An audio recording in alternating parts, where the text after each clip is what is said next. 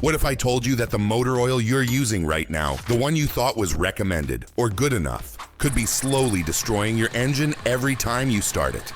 Because in a massive study of over 10,000 vehicles, researchers found that nearly 60% of drivers were running oil that didn't match their engine's temperature range, viscosity needs, or additive requirements. And the result? Higher friction, thinner oil film, faster timing chain wear.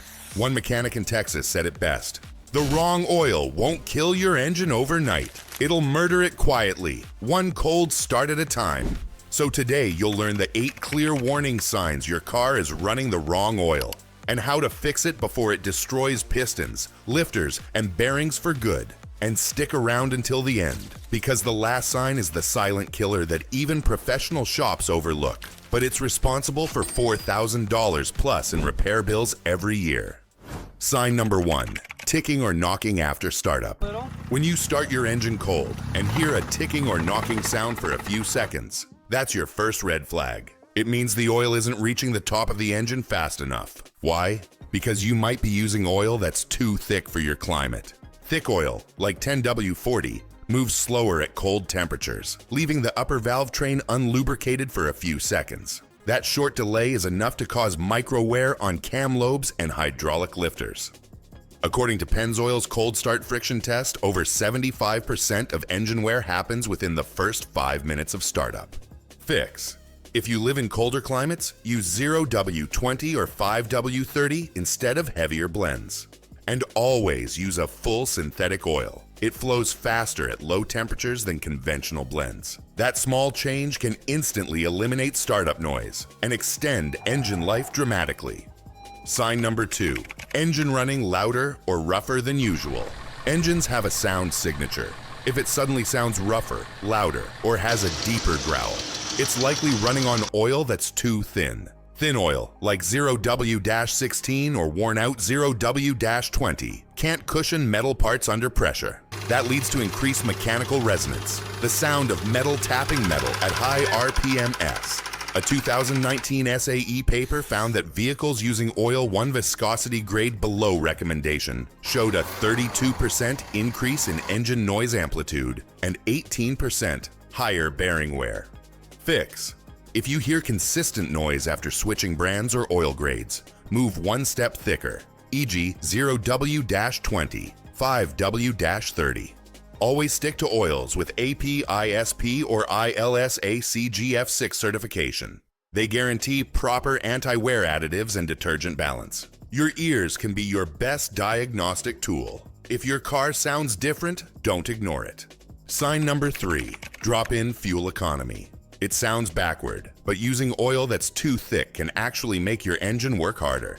Thicker oil increases internal drag, meaning your pistons and crankshaft face more resistance, and your fuel economy drops. In tests by the Automotive Research Institute, switching from 0W20 to 10W40 in the same engine reduced highway fuel economy by 5.6% and city mileage by nearly 9%. That's hundreds of dollars wasted every year, just from viscosity mismatch. Fix: match oil viscosity to your driving temperature range. Under 32 degrees Fahrenheit, 0W20 or 0W30.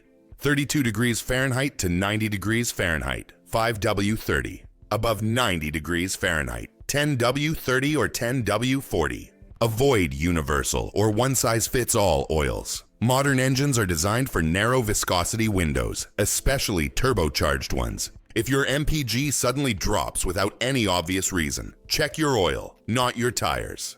Sign number 4, burning smell or blue smoke from exhaust. See a faint bluish haze behind your car? That's not exhaust. It's oil burning in your combustion chamber. This often happens when oil is too thin, shears down under heat, and sneaks past piston rings or valve seals. Even premium synthetics can degrade if they're not the right grade for your engine's compression and temperature load. Experts from Valvoline's R&D lab found that thin oils in older or high-mileage engines can vaporize 2 to 3 times faster than recommended viscosities, leading to oil loss and carbon buildup.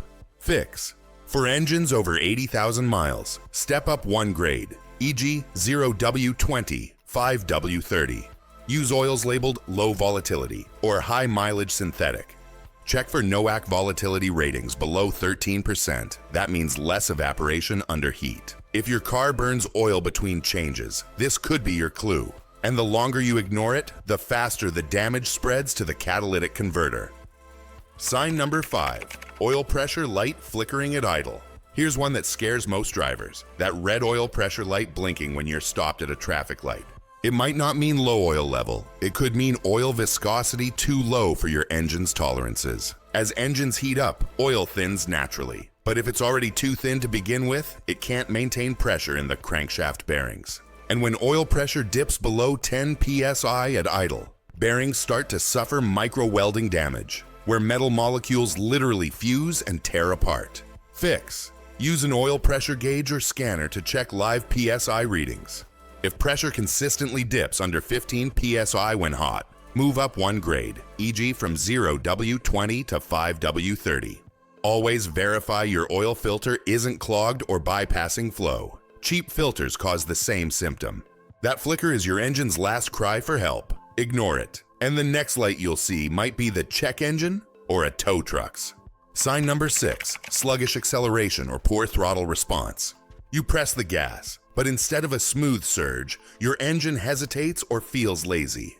That's not always spark plugs or filters. Often it's oil that's too thick or contaminated. Here's why. Oil doesn't just lubricate. It also helps regulate hydraulic systems inside your engine, like your variable valve timing VVT solenoids. When the oil's too viscous or full of sludge, those solenoids respond slower. The valves open late, the cam timing lags, and your engine loses power and efficiency. According to Honda's 2022 VTC study, just a 10% viscosity increase from sludge contamination can delay cam response by 0.25 seconds, enough to cause noticeable hesitation in acceleration.